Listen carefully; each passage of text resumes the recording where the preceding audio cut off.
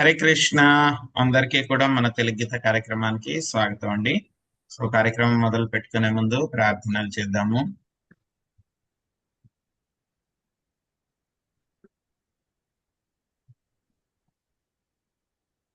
ఓం అజ్ఞానతిమిరాంధస్య జ్ఞానాంజనాశలాకయా చక్షురున్మిళితం యేన తస్మై శ్రీ గురవే నమః. నమో ఓం విష్ణుపాదాయ కృష్ణప్రష్టాయ భూతలే శ్రీమతే భక్తి వేదాంత స్వామి నితి నామినే. నమస్తే సరస్వతీ దేవి గౌరవాణి ప్రచారిణి నిర్విశేష శూన్యవాది పాశ్చాత్య దేశతారిణే. జయ శ్రీ కృష్ణ చైతన్య ప్రభు నిత్యానంద శ్రీ అద్వైత గదాధర శ్రీవాసాది గౌర భక్త వృంద. హరే కృష్ణ కృష్ణ కృష్ణ హరే హరే, హరే రామ రామ రామ హరే హరే.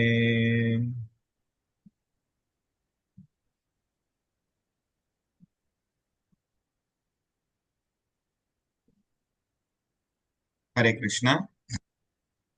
మనం భగవద్గీత థీమ్ వైజ్ భగవద్గీత నేర్చుకుంటున్నాము. దీంట్లో మనము త్రూఅవుట్ భగవద్గీతలో మొత్తం అంతా కూడా భక్తి గురించి ఎక్కడెక్కడ చెప్పారు అనేటువంటి విషయాలు కూడా మొత్తం అంతా కూడా మనం నేర్చుకుంటున్నాం. ఈ రోజు మనం 17వ అధ్యాయంలో భక్తి గురించి ఏం చెప్పారు భగవద్గీతలో అనేటువంటి విషయం మనము చూద్దాము. చాలా ముఖ్యమైనటువంటి కాన్సెప్ట్ అన్నమాట. ఈ యొక్క అధ్యాయం పేరు శ్రద్ధాత్రయ విభాగములు అనేటువంటి అధ్యాయం. ఈ రోజు మనము 23, 24, 25 3 శ్లోకాలు చూద్దాము.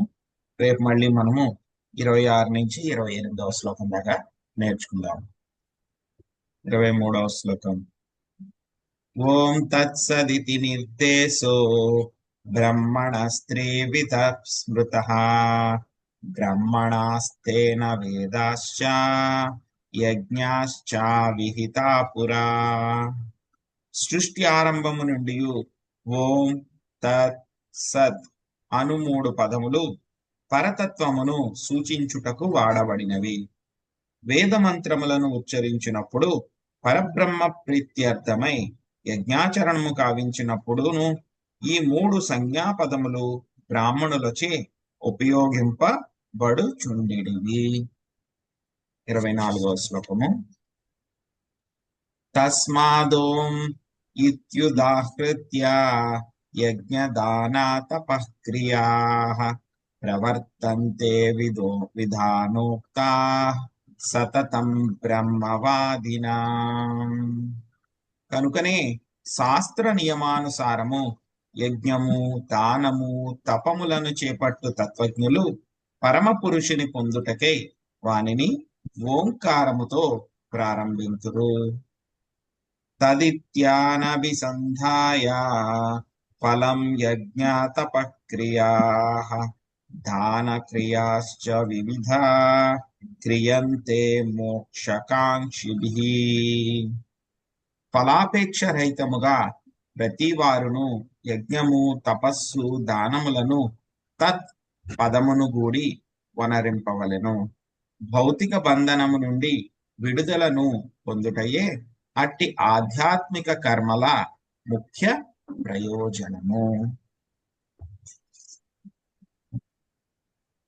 ఈ అధ్యాయంలో మనం చూసాం, 14వ అధ్యాయంలో వస్తుంది ఈ యొక్క ప్రకృతి త్రిగుణాల గురించి, త్రిగుణాలు ఏ విధంగా ఉంటాయి వాటి గురించి అంతా కూడా మనకు వస్తుంది. ఆ తర్వాత మళ్ళీ 16వ అధ్యాయంలో కూడా యొక్క త్రిగుణాలు, వాటిల్లో చేసేటువంటివి రకరకాలైనటువంటి ప్రవృత్తులు, దానవ ప్రవృత్తి ఏమిటి, అదే విధంగా రాక్షస ప్రవృత్తి ఏమిటి, ఇటువంటివన్నీ కూడా మనము చూసాం. ఇంకా 17వ అధ్యాయంలో కూడా ఇదేమిటి, శ్రద్ధాత్రయ విభాగములు. అర్జునుడు ఒక ప్రశ్న వేస్తారు. ఏమని వేస్తారు? శాస్త్ర నియమాలను పాటించకుండా కొంతమంది ఏం చేస్తూ ఉంటారు, వాళ్ళకి ఏదైతే కనుక నమ్మకం ఉందో ఆ నమ్మకం ప్రకారం వాళ్ళు యొక్క శ్రద్ధ వాళ్ళ నమ్మకం ఉంటుంది, వాళ్ళు ఆ విధంగా ప్రవర్తిస్తూ ఉంటారు. సో వాళ్ళు సత్వగుణంలో ఉన్నట్ట, రజోగుణంలో ఉన్నట్ట, తమో గుణంలో ఉన్నట్ట అని చెప్పి కృష్ణుడిని అర్జునుడు ప్రశ్నించారన్నమాట. దానికి సమాధానంగా వాళ్ళ యొక్క శ్రద్ధ ప్రకారము వాళ్ళు ఏ విధంగా, వాళ్ళ యొక్క నమ్మకం ఏ విధంగా ఉంటుంది, వాళ్ళు ఏ విధంగా పూజా విధానాలన్నీ కూడా చేస్తారనేటువంటి విషయాలు మనకి ఎక్స్ప్లెయిన్ చేశారన్నమాట. సో ఇవన్నీ అయిన తర్వాత మళ్ళీ వాళ్ళు తీసుకునేటువంటి యొక్క ఆహారం ఏదైతే ఉంటుందో ఆహారం కూడా మళ్ళీ యొక్క 3 రకాలైనటువంటి త్రిగుణాల్లో ఉంటుంది. అదే విధంగా వాళ్ళు చేసేటువంటి యజ్ఞాలు ఏ విధంగా ఉంటాయో అవి కూడా 3 రకాలుగా ఉంటాయి, సత్వగుణం, రజోగుణం, తమో గుణంలో. అదే విధంగా వాళ్ళు చేసేటువంటి తపస్సులు కూడా ఏ విధంగా ఉంటాయి, 3 రకాలు, సత్వగుణం, రజోగుణం, తమో గుణం. అందులో మనసుకు సంబంధించినటువంటి తపస్సు ఏమిటి, అదే విధంగా మనం మాట్లాడేటువంటి మాట దానికి సంబంధించిన తపస్సు ఏమిటి, శరీరానికి తపస్సు ఏమిటి, మళ్ళీ సత్వగుణంలో, రజోగుణంలో, తమో గుణంలో చేసేటువంటి తపస్సు ఏమిటి, సత్వగుణం, రజోగుణం, తమో గుణంలో చేసేటువంటి దానాలు ఏమిటి, వీటన్నిటి గురించి కూడా మనకి ఈ యొక్క అధ్యాయంలో మనకి 22వ శ్లోకం దాకా చెప్పడం జరిగింది. బాగానే ఉంది, అంతా కూడా స్వామి చెప్పారు. ప్రతి ఒక్కళ్ళు కూడా యొక్క 3 గుణాల్లో ఉంటారు, ప్రతి పనులు కూడా వాళ్ళు యొక్క 3 గుణాల్లోనే వాళ్ళు చేస్తూ ఉంటారు. కానీ ఏమిటి అంటే కనుక ఇక్కడ ఒక ప్రాబ్లం వచ్చింది. ఈ 3 గుణాల్లో చేసేటువంటి పనులు ఏవైతే ఉన్నాయో అన్ని కూడా ఈ యొక్క మలినాలు అన్నమాట. ఇవన్నీ కూడా సత్వగుణం, రజగుణం. సత్వగుణం కూడా అది కూడా ఒక మలినమే అన్నమాట. సో కాబట్టి ఇవన్నీ కూడా ఎలా ఉంటాయి, దేంతో కూడికలు ఉంటాయి, సో ఏదో ఒక తప్పుడు పద్ధతి అన్నమాట, తప్పులతో కూడుకున్నాయి ఇవన్నీ కూడా. ప్రతి దాంట్లోనూ కూడా లోపం ఉంది. మరి లోపాలన్నిటిని కూడా ఎలా సరి చేయాలి, ఎందుకంటే మనం ప్రకృతి త్రిగుణాల్లోనే ఉన్నాం, మనం లోపాల్లోనే ఉన్నాం. దీనిలో వీటి లోపాన్ని ఎలా సరి చేయాలి అనేటువంటి సీక్రెట్ మనకి స్వామి యొక్క 23వ శ్లోకం నుంచి చెప్తూ ఉన్నారనమాట. 23వ శ్లోకం. సో ఏ విధంగా ఈ యొక్క లోపాలని ఏ విధంగా సరి చేయాలంట, ఎలా సరి చేయాలి అని అంటే కనుక మనము అది పరతత్వం యొక్క దివ్య నామమైనటువంటి ఓం తత్ సత్ అనేటువంటి 3 పదాలను ఉపయోగించి మనం ఏవైతే కనుక సత్వగుణంలో చేసేటువంటి కర్మలు ఏవైతే ఉంటాయో వాటిని అన్నిటినీ కూడా మనము పూర్తిగా పవిత్రీకరించుకోవచ్చు, పూర్తిగా పవిత్రీకరించుకోవచ్చు. సో కాబట్టి అవేమిటి, ఏ విధంగా చేయాలి అనేటువంటిది మనం ఇప్పుడు చూద్దాం అన్నమాట. సత్వగుణంలో ఉండేటువంటి వాళ్ళకి జనరల్ గా అన్నమాట, సత్వగుణంలో ఉండేటువంటి వాళ్ళకి ఏముంటుంది, వాళ్ళకి వాళ్ళ యొక్క కోరిక ఏముంటుంది, వాళ్ళ యొక్క అస్తిత్వాన్ని వాళ్ళు పవిత్రీకరించుకోవాలి అనేటువంటిది ఒకటి ఉంటుంది. రెండవది, సత్వగుణంలో చేసేటువంటి వాళ్ళు ఎలా చేస్తూ ఉంటారు, వాళ్ళు అది ఒక బాధ్యత, అది ఒక బాధ్యత కాబట్టి నేను చేస్తాను అనేటువంటి భావనతో ఉంటారు. అదే విధంగా దేనికోసం వాళ్ళు చేస్తూ ఉంటారు, పరతత్వం యొక్క సంతోషం కోసము, దేవాది దేవుడు శ్రీకృష్ణ భగవానుడి యొక్క ప్రీత్యర్థం కోసం మాత్రమే వాళ్ళు చేస్తారు. రజోగుణంలో అయితే ఫలాపేక్షలు అవన్నీ కూడా ఆలోచించి చేస్తారు, కానీ సత్వగుణంలో కనీసం ఎలా ఉంటారు, ఒక బాధ్యత కింద చేస్తారు, వాళ్ళు భగవంతుడి యొక్క ప్రీత్యర్థం కోసం వాళ్ళు చేస్తారు, ఇంకా వాళ్ళు వాళ్ళ యొక్క అస్తిత్వాన్ని వాళ్ళు పవిత్రీకరించుకోవడానికి వాళ్ళు చేస్తారనమాట. సో ఈ యొక్క మెంటాలిటీ అన్నమాట, ఈ యొక్క భావనని మనం చేసేటువంటి యొక్క యజ్ఞంలో గాని, తపస్సుల్లో గాని, దానాల్లో గాని ఉంచడానికి, దీన్ని ఇంకా ప్రామినెంట్ చేయడానికి ఎలాగా, దాన్ని ఎలా ప్రామినెంట్ చేస్తారు, దాన్ని ఈ 3 రకాలైనటువంటి పేర్లు ఏమిటవి, ఓం తత్ సత్, ఓం తత్ సత్ అనేటువంటి విధంగా అన్నమాట. సో మనం ఇప్పుడే చెప్పుకున్నాం, మనం తీసుకునేటువంటి ఆహారం గాని, లేకపోతే కనుక తపస్సు గాని, దానం గాని, ఇవన్నీ కూడా ఎప్పుడు కూడా ఇవో ఒక మలినాలతో ఉంటాయి. కాబట్టి వాటిని అవేంటి, మనం మలినాల్లోనే ఉంటాం, సత్వగుణంలో ఉన్నా సరే కొంచెం మలినాలు ఉంటాయి, అయినా సరే మనం దాన్ని ఇంకా మన యొక్క ఆధ్యాత్మికంగా మనం ముందుకు వెళ్ళడానికి వాటిని మనం వాడుకోవచ్చు అన్నమాట. ఎలా వాడుకోవచ్చు, అది పరతత్వానికి సంబంధించినటువంటి 3 పేర్లు, ఓం తత్ సత్ ని వాడడం ద్వారా మనం వాడుకోవచ్చు అన్నమాట. సో ఈ మరి ఓం తత్సత్ మరి దేనిని సూచిస్తుంది? ఒక ఓం తత్సత్ అనేటువంటిది దేన్ని సూచిస్తుంది అంటే కనుక, ఓం తత్సత్ దేవాది దేవుడు శ్రీకృష్ణ భగవానుడు పరతత్వము ఆయనని సూచిస్తుంది అన్నమాట. అందుకే మనం చూస్తాం మన యొక్క వేద మంత్రాల్లో అన్నింటిలో కూడా దేంతో స్టార్ట్ అవుతుంది? ప్రతి మంత్రము కూడా ఓంతో ఓం. స్టార్ట్ అవుతుంది అన్నమాట. ఆ తర్వాత ఈవెన్ శ్రీమద్ భాగవతం కూడా దేంతో మొదలైంది మనకి? ఓం నమో భగవతే వాసుదేవాయ. ఓం ఓంతోనే మనకి స్టార్ట్ అయిందన్నమాట. సో ఎవరైనా సరే ఈ విధంగా పద్ధతుల్ని పాటించకుండా వాళ్ళ ఇష్టం వచ్చినట్లు వాళ్ళు చేస్తారు అని అనుకుంటే కనుక ఏమవుతుంది? మరేం పర్వాలేదండి, మనకి శాస్త్రాల్లో చెప్పిన విధంగా మేము పాటించకపోయినా మాకు నచ్చినట్లుగా మేము చేస్తాము, పర్వాలేదా? చాలా మంది చెప్తారు కదా. సో మీరు ఎలా చేసినా ఏ విధంగా చేసినా ఎలాగైనా సరే మీకు రిజల్ట్ వచ్చేస్తుందని చెప్తారు కదా. మరి అది కరెక్టేనా అంటే కనుక లేదు. ఆ విధంగా శాస్త్ర నిర్దేశానుసారము చేయనటువంటి పనుల వలన మనము పరతత్వాన్ని పొందలేము, భగవంతుణ్ణి పొందలేము, శ్రీకృష్ణుణ్ణి ఓం తత్ పదం తత్ పరమం విష్ణు. సో పరమ పదము శ్రీకృష్ణుడి యొక్క పాద పద్మాల్ని మనం చేరుకోలేము. కానీ ఏంటంటే కనుక వాళ్ళకేవో కొంచెం సైడ్ ఎఫెక్ట్స్ అన్నమాట. ఏవో కాస్త తపస్సులన్నీ చేస్తే గనక శరీరము మంచిగా ఆరోగ్యంగా తయారవడము, మనసు ఇంకా చాలా హెల్దీగా ఉండడము. సో ఇటువంటివన్నీ కూడా సైడ్ ఎఫెక్ట్స్, కొన్ని చిన్న చిన్న ఫలితాలు, తాత్కాలికమైనటువంటి ఫలితాలు వాళ్ళకి లభిస్తూ ఉంటాయి. కానీ అది నిజమైనటువంటి రిజల్ట్స్ కాదు, అల్టిమేట్ రిజల్ట్స్ కాదు. అవి అల్టిమేట్ రిజల్ట్స్ కావన్నమాట అవి. సో కాబట్టి ఏం చేయాలి మనము? యజ్ఞము చేసినా, దానము చేసినా, తపస్సు చేసినా, ఏది చేసినా సరే కనీసం మనము సత్వగుణంలో ఉండేలాగా చెయ్యాలన్నమాట. ఎందుకంటే రజోగుణం తమోగుణం ఇంకా చాలా వరస్ట్, అవి సెకండ్ క్లాస్ థర్డ్ క్లాస్ అన్నమాట. ఉన్న వాటిల్లో కొంచెం బెస్ట్ ఏంటంటే కనుక ఈ యొక్క సత్వగుణం అన్నమాట.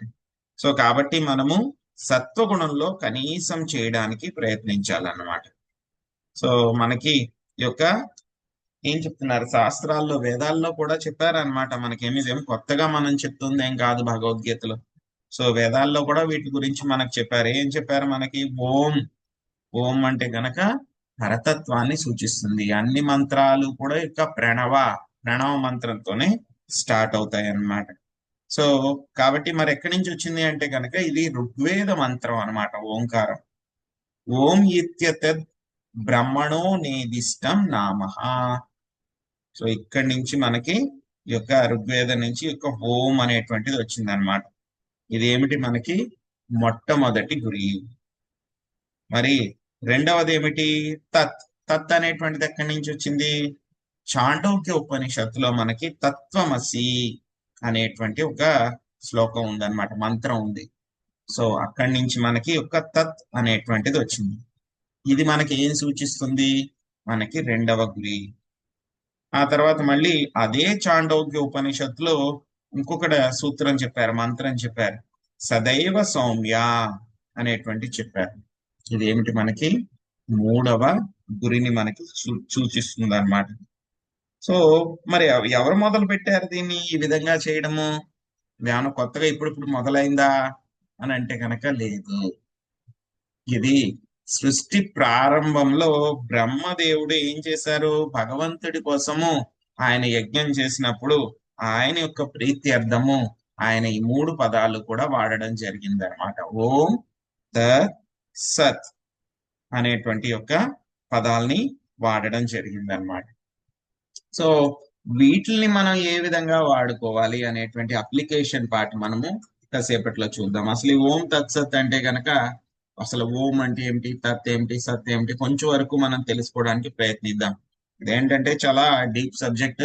బట్ ఏంటంటే కనుక మనకు ఉన్నటువంటి తక్కువ సమయంలో ఎంతవరకు అయితే కనుక నేర్చుకోవడానికి కుదురుతుందో అంతవరకు నేర్చుకోవడానికి ప్రయత్నిద్దాం అన్నమాట. సో ఓంకార ఏమిటి మనకి? ఓం అంటే కనుక దేని సూచిస్తుంది? ఇది ఓంకారాన్ని సూచిస్తుంది అన్నమాట. ఈ యొక్క ఓంకారాన్ని ఇంతకు ముందు అధ్యాయాల్లో కూడా మనకి శ్రీకృష్ణ భగవానుడు చెప్పారనమాట. ఏం చెప్పారు?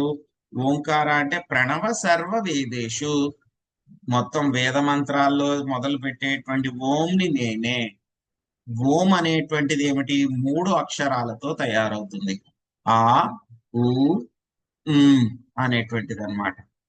ఈ 3 కూడా దేన్ని సూచిస్తాయి? ఏం చెప్పారు కృష్ణుడు, శ్రీకృష్ణ భగవానుడు ఇంతకు ముందే చెప్పారు. ఓంకారం అనేటువంటిది ఏమిటి? Sound representation of Krishna. కృష్ణుడి యొక్క సౌండ్ రిప్రజెంటేషన్ అన్నమాట. ఎలా అయితే కనుక కృష్ణ నామానికి ఆయనకి ఏ విధమైనటువంటి తేడా లేదో, అలాగే ఓంకారానికి కృష్ణుడికి తేడా లేదు. ప్రణవ సర్వ వేదేషు. సో ఏం చెప్పారు ఆయన? నేనే ఓంకారాన్ని, అన్ని వేద మంత్రాల్లో ఉండేటువంటి ఓంకారాన్ని నేనే అని చెప్పి శ్రీకృష్ణ భగవానుడు చెప్పారు. అందుకే మనకి శ్రీమద్ భాగవతం కూడా దేంతో స్టార్ట్ అవుతుంది? ఓం నమో భగవతే వాసుదేవాయ. ఏమీ తేడా లేదు శ్రీకృష్ణ భగవానుడికి, ఆ యొక్క ప్రణవానికి కూడా ఎటువంటి తేడా లేదు. సో కానీ ఏంటంటే కనుక మనకు ఓంకారం అంటే కనుక వెంటనే మనకి ఈ యొక్క మాయావాదులు ఏం చేసేసారు? దీన్ని ఒక నిరాకారం కింద చేసి దీన్ని చూపించేశారు. కాబట్టి ఓంకారము అని అంటే కనుక మెడిటేషన్ చేసే వాళ్ళందరూ కూడా ఓం అని రాసి, సో ఇలాగ గోడ మీద రాసుకోండి, దాని మీద ధ్యానం చేయండి, ఇవన్నీ కూడా చేస్తూ ఉంటారు అనమాట వాళ్ళు. సో ఆ ధ్యానం గురించి ఏంటి అనేది మనం కొద్దిసేపట్లో వద్దాం. బట్ ఏంటంటే కనుక ఓంకారము అని అంటే కనుక అది నిరాకారాన్ని సూచించదు. కానీ మాయావాదులు ఏం చేశారో అది నిరాకారం అని చెప్పి దాన్ని ఆ విధంగా వాళ్ళు తయారు చేసి మనందరి మైండ్స్ లో కూడా పెట్టేసి ఆ విధంగా ప్రింట్ చేసేసారనమాట. బట్ ఏంటంటే కనుక ఓంకారం ఏంటంటే కనుక నిరాకారం కాదు. అందుకే మనకి భగవంతుడు స్టార్టింగ్ లో కూడా చెప్పారు, ఓం నమో భగవతే వాసుదేవాయ. సో ఎవరు ఓం అంటే కనుక ఎవరు? భగవతే, భగవంతుడు, వాసుదేవాయ శ్రీకృష్ణ భగవానుడు, వసుదేవ సన్ ఆఫ్ వసుదేవ, వసుదేవుని యొక్క కుమారుడు. సో ఆయన ఏమిటి? పురుష, పురుషాయ, ఆయన యొక్క పురుషుడు. ఆయనకి రూపం ఉంది, ఆయనకి రూపం ఉంది. ఆయనకి రూపం లేకపోతే కనుక, పురుషుడు కాకపోతే కనుక ఎంతమంది పురుష అంటే కనుక ఏమిటి మీనింగ్? కంట్రోలర్స్. మిగతా వాళ్ళందరూ కూడా చిన్న చిన్న కంట్రోలర్స్ చాలా మంది ఉన్నారు. ఆయన పురుషుడు కాకపోతే కనుక, అల్టిమేట్ కంట్రోలర్ కాకపోతే కనుక, అల్టిమేట్ పురుష, పురుషోత్తమ, పురుషోత్తముడు కాకపోతే కనుక మిగతా పురుషులందరినీ కూడా ఆయన ఏ విధంగా నియంత్రిస్తారు? ఆయన నియంత్రించడం కుదరదు. సో కాబట్టి ఏమిటి? యొక్క ఓంకారం అనేటువంటిది పరతత్వమైన శ్రీకృష్ణ భగవానుడిని నిర్దేశిస్తుంది. ఓంకారము నిరాకారము కాదు. ఆ తర్వాత ఏమిటి? మనము చేసేటువంటి యొక్క శరీరం, మన యొక్క శరీరం ఉంది కదండి, మన శరీరం ఇది టెంపరీ కదా. టెంపరీ అంటే అశాశ్వతం కదా. అలా అని చెప్పేసి మనం ఈ శరీరాన్ని రక్షించుకోకుండా వదిలేయాలా? ఏదైనా పులి వచ్చింది అనుకోండి మన తినడానికి, తినే అమ్మా, ఇది ఎలాగో టెంపరీ కదా, తింటే తినేసేయని వదిలేయాలా? లేకపోతే కనుక రకరకాల రోగాలు అవన్నీ కూడా వస్తూ ఉంటాయి, వాటి నుంచి మనం రక్షించుకోకూడదా శరీరాన్ని? శరీరాన్ని మనం పోషించుకోవాలా, పోషించుకోకూడదా? అంటే కనుక అశాశ్వతం కదండి, ఎందుకు పోషించాలి? వదిలేయడమే, ఎలా ఉంటే అలా ఉంటుంది, ఎన్నాళ్ళు ఉంటే అలా ఉంటుంది అంటే కనుక లేదు. ఈ యొక్క శరీరానికి కూడా ఒక మంచి ఉద్దేశ్యం ఉంది. అందులోనూ మానవ శరీరానికి చాలా మంచి ఉద్దేశ్యం ఉంది. ఏమిటా ఉద్దేశము? మన యొక్క శరీరం ఏమిటి? అశాశ్వతమే. అగ్రీడ్. ఈ యొక్క అశాశ్వతమైనటువంటి శరీరం ద్వారా చేసేటువంటివన్నీ కూడా ఏమిటి? అవి కూడా అశాశ్వతాలే. కానీ ఒక చిన్న క్యాచ్ ఉంది ఇక్కడ. ఏమిటి? ఈ యొక్క శరీరం ద్వారా, ఈ యొక్క మనస్సు ద్వారా మనము కొన్ని రకాలైనటువంటి పనులు చేస్తే కనుక ఏమవుతాయి? ఆ పనులు శాశ్వతాలవుతాయి. ఏమిటి? ఈ యొక్క శరీరం ద్వారా మనము దేవాది దేవుడు, పరతత్వము అయినటువంటి శ్రీకృష్ణ భగవానుడి యొక్క ప్రీత్యర్థం కొరకు మనము కర్మలను చేస్తే, ఆ యొక్క కర్మలను ఓం తత్ సత్ అనేటువంటి భావనతోటి, ఓం తత్ సత్ అనేటువంటి మంత్రాన్ని ఉచ్చరిస్తూ కనుక మనం కర్మలు చేస్తే కనుక ఏమవుతాయి? అవి మనకి శాశ్వతమైనటువంటి ఫలితాలను ఇస్తాయి.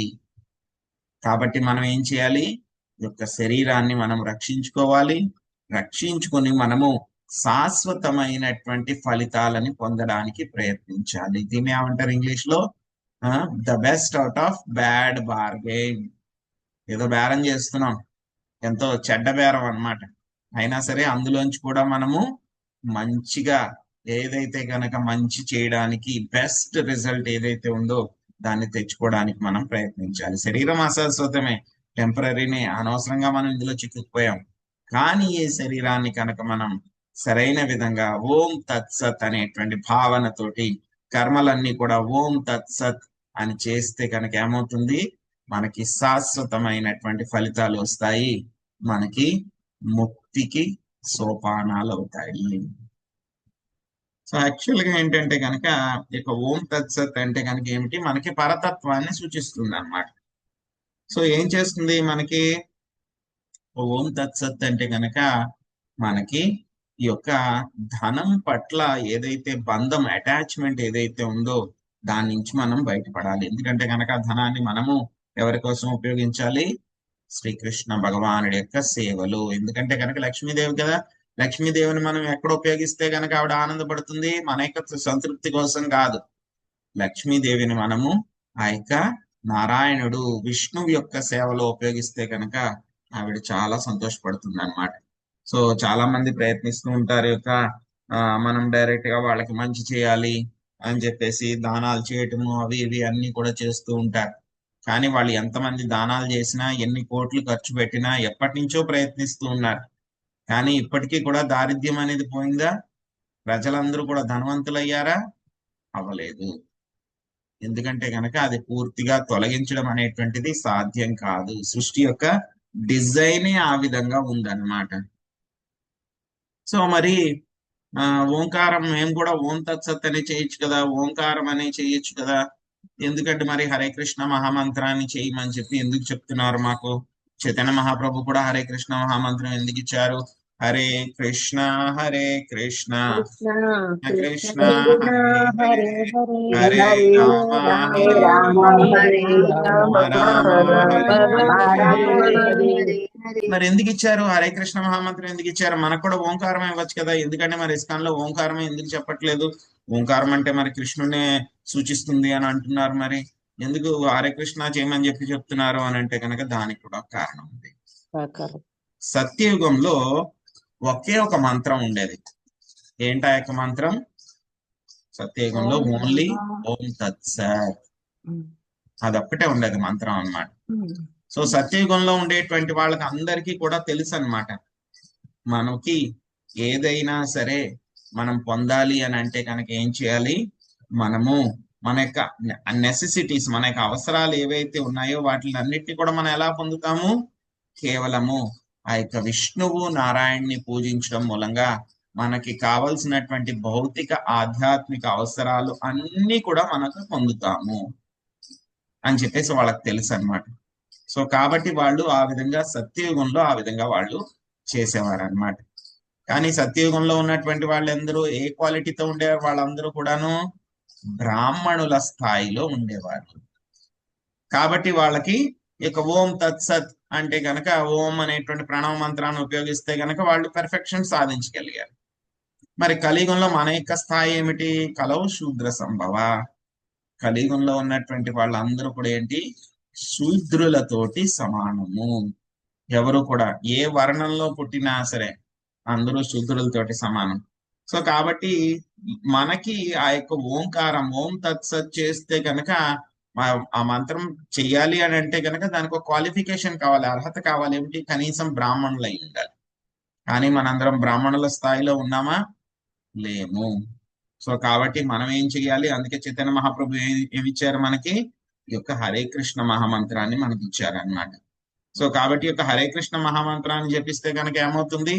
శ్రద్ధగా జపిస్తే కనుక మనము బ్రాహ్మణుల స్థాయిని దాటుకుని వైష్ణవులు శుద్ధ భక్తుల స్థాయి వరకు కూడా వెళ్ళగలం అన్నమాట. సో కాబట్టి ఒక హరే కృష్ణ మహామంత్రాన్ని నేను బ్రాహ్మణులు అయ్యేదాకా వాడుకుంటాను అంటే కాదు. మనము ఆధ్యాత్మిక ప్రపంచానికి వెళ్ళి రాధాకృష్ణుల యొక్క నిత్య సేవలో పాల్గొనేటప్పుడు కూడా అప్పుడు కూడా మనం యొక్క హరే కృష్ణ మహామంత్రాన్ని మనం వదిలిపెట్టగలదు. అంతటి మహిమ శక్తి యొక్క హరే కృష్ణ మహామంత్రానికి ఉందన్నమాట. సో ఆ తర్వాత ఏంటి, యొక్క ఓంకార ప్రణమ అనేటువంటిది ఏమిటి? కొంతమంది ఏంటంటే కనుక ఆ అదృష్టం ఉంది కాబట్టి మనం డైరెక్ట్ గా భగవంతుడి యొక్క సాకార రూపాన్ని మనము యాక్సెప్ట్ చేయగలుగుతున్నాం. సాకార రూపాన్ని కనీసం మనము పూజించగలుగుతూ ఉన్నాం. సాకార రూపాన్ని మనము ఆయన ఈ విధంగా ఉంటారు, ఆయనకి రూపం ఉంది అంటే కనుక మనం ఒప్పుకోగలుగుతున్నాం. కానీ కొంతమంది ఏంటంటే కనుక వాళ్ళకి ఎంత చెప్పినా, కూర్చోబెట్టి ఎంత ఎక్స్ప్లెయిన్ చేసినా సరే వాళ్ళకి అర్థం అవ్వదు. అర్థం చేసుకోవడానికి ప్రయత్నించరు. ఒకవేళ ఎంతగా ప్రయత్నించినా సరే వాళ్ళు ముందుకు వెళ్ళలేరు. అటువంటి వాళ్ళకి ఏం చెప్తారు మనకి శ్రీమద్ భాగవతంలో మొదట్లోనే అన్నమాట. సో ఎప్పుడది 2వ స్కందంలో మొదటి అధ్యాయంలో 17వ శ్లోకంలో సుఖదేవ్ గోస్వామి చెప్తారనమాట. ఇక ఓంకారం అనేటువంటిది 3 అక్షరాలతోటి తయారవుతుంది అనమాట. సో కాబట్టి ఏం చేస్తారు వీళ్ళ యొక్క మనసు, అల్టిమేట్ గా ఏంటి, మనం మనస్సును నియంత్రించాలి. మనం ఎలా చేస్తాం మనస్సును నియంత్రించుకోవడము? ఆ యొక్క మనస్సుని శ్రీకృష్ణ భగవానుడి యొక్క సేవలో ఆయన యొక్క పాదాల దగ్గర ఉంచితే కనుక హృషికేశ సేవనం. సో ఏమవుతుంది, ఆటోమేటిక్ గా మనస్సు, ఇంద్రియాలు అన్ని కూడా ఆ యొక్క హృషికేశుడి ద్వారా నియంత్రించుకోగలుగుతాం. మనం ఆ విధంగా ప్రయత్నిస్తాం. కానీ ఎవరైతే కనుక ఆ విధంగా ప్రయత్నించలేనటువంటి వాళ్ళు, సాకార రూపాన్ని యాక్సెప్ట్ చేయనటువంటి వాళ్ళు, శ్రీకృష్ణ భగవానుడు దేవాది దేవుడు అనేటువంటి ఒప్పుకోలేనటువంటి వాళ్ళు ఏం చేస్తూ ఉంటారు? మరి వాళ్ళకు కూడా ఆధ్యాత్మికంగా ప్రగతి సాధించాలి అని అంటే కనుక వాళ్ళు ఏం చేస్తారు?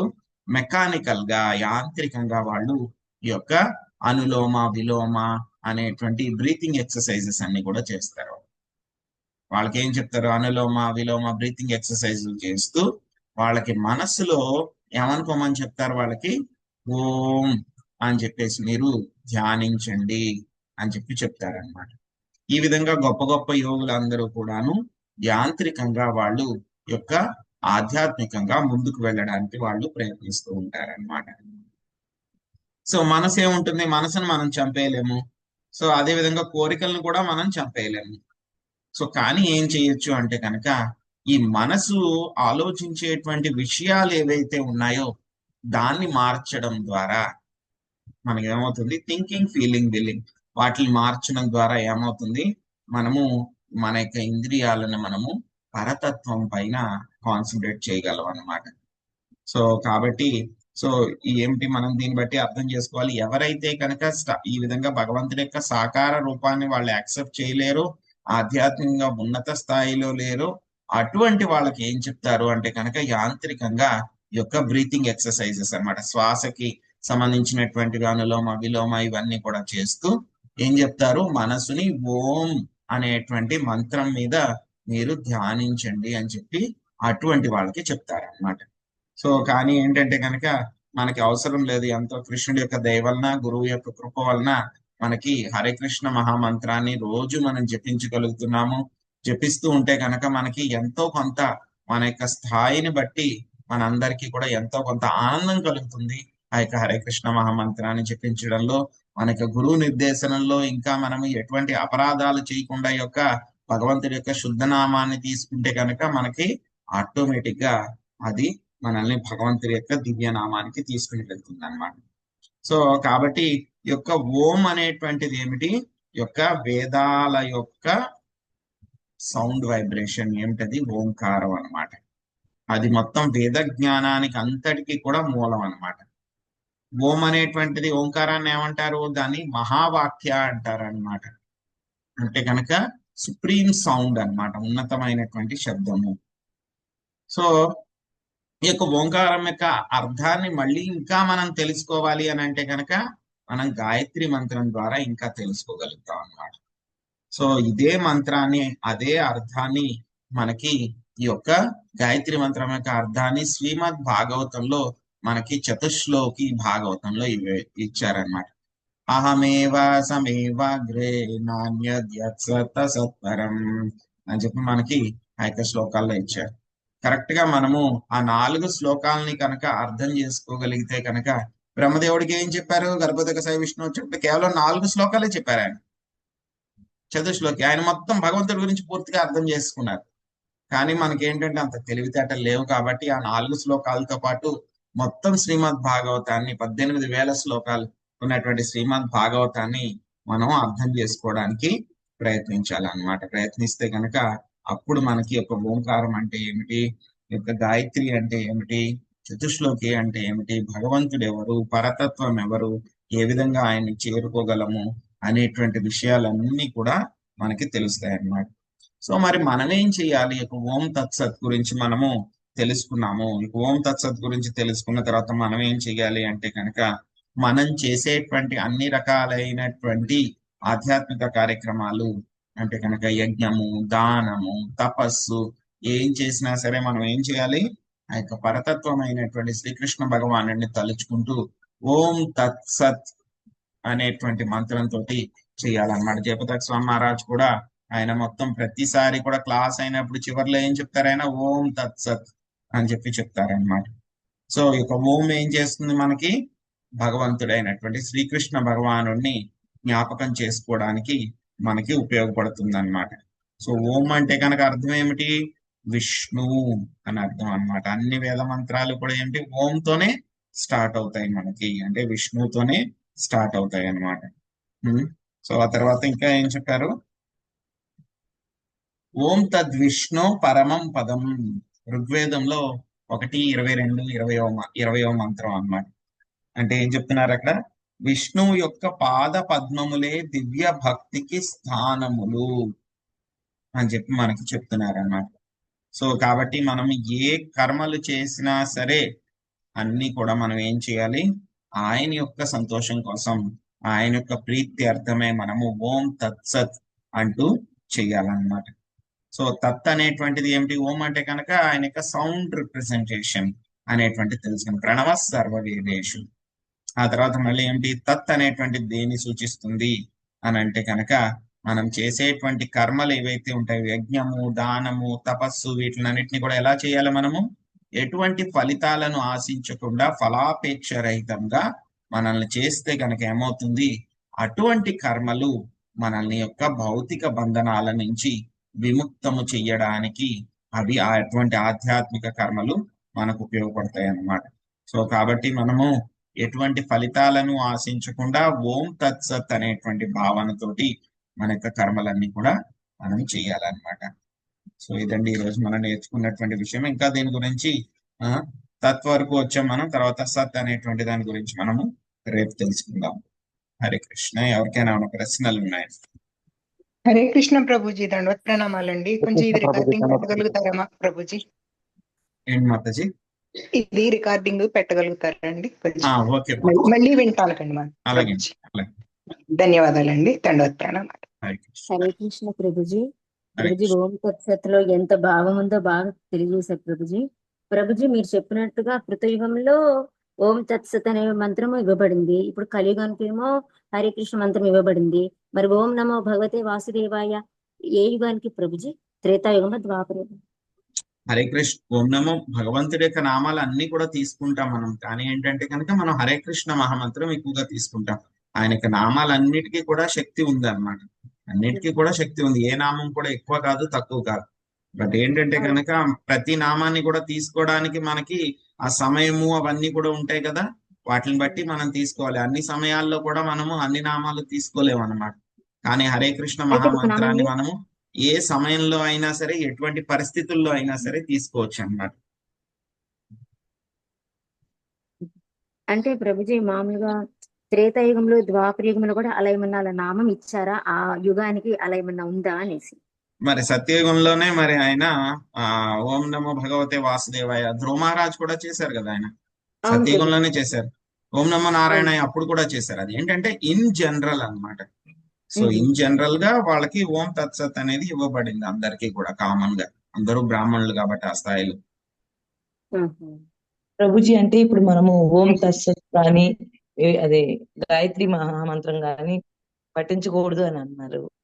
గాయత్రి మంత్రం అయితే కనుక మనం పఠించాలంటే కనుక బ్రాహ్మణ దీక్ష అవ్వాలన్నమాట. బ్రాహ్మణ దీక్ష అయితేనే మనం గాయత్రి మంత్రం పఠించగలుగుతాం. గాయత్రి మంత్రం కొంతమంది డైరెక్ట్ గా చెప్పేస్తారన్నమాట, మీరు పఠించండి అని చెప్పి.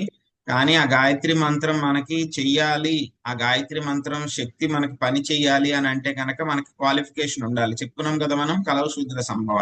సో ఆ గాయత్రి మంత్రాన్ని పఠించడానికి కూడా మనకు అర్హత కావాలి. అర్హత ఎలా వస్తుంది మనకి? హరే కృష్ణ కృష్ణ కృష్ణ కృష్ణ హరే హరే హరే రామ హరే రామ రామ రామ హరే హరే. గాయత్రి మంత్రం పఠించడానికి క్వాలిఫికేషన్ రావాలంటే హరే కృష్ణ చేయాలి. సో హరే కృష్ణ వచ్చిన తర్వాత అప్పుడు గాయత్రి మంత్రం. అంటే రోజు చేస్తూ చెయ్యొచ్చా? ఇప్పుడు మనం చేస్తున్నాం దీక్ష కదా అయిన అలా. తర్వాతే చేయాలి గాయత్రి మంత్రం. బ్రాహ్మణ దీక్ష అయిన తర్వాతే. అంటే నేను కృష్ణ చైతన్య రాకముందు నార్మల్ గా చదువుకునేదాన్ని ప్రభుజీ, నాకు తెలీదు. ఇక్కడికి వచ్చాక అది ఏ చెయ్యకూడదు మంత్రం అయినా సరే గురు పరంపరలో తీసుకుంటేనే ఆ మంత్రాలకు ఫలితాలు ఉంటాయండి. Okay okay Prabhuji. Thank you ఇటువంటి ప్రభుజీ. పర్టికులర్ గా వేదిక్ మంత్రాస్ ఏవైతే ఉన్నాయో గురువు దగ్గర నుంచి తీసుకుంటేనే దానికి రిజల్ట్ ఉంటుంది. ఇప్పుడు మృత్యుంజయ మంత్రం చదువుకోవచ్చా ప్రభుజీ? అది కూడా అంతే. నాకు దాని గురించి తెలియదు Mataji. Okay Prabhuji, thank you. Hare Hare Krishna. Krishna. Hare Krishna. Mataji మనకి హరే కృష్ణ మంత్రం ఇంకా చెప్తే అన్ని చెప్పినట్లే అన్నారు కదా అక్షర మాతాజీ. అదే మాతాజీ ఇప్పుడు తెలుసు. అంటే అంతకు ముందు చదివేదాన్ని, ఇప్పుడు ఏం చదవట్లేదు. ఇదొక్కటే చదువుతున్నాను. Hare Krishna. So only Hare Krishna is sufficient. Prabhupad గారు ఏం చెప్పారు? Chant Hare Krishna and be happy. ఎక్కువ టెన్షన్ ఏం పడక్కర్లా. హరే కృష్ణ మహామంత్రంలో అన్ని ఉన్నాయి.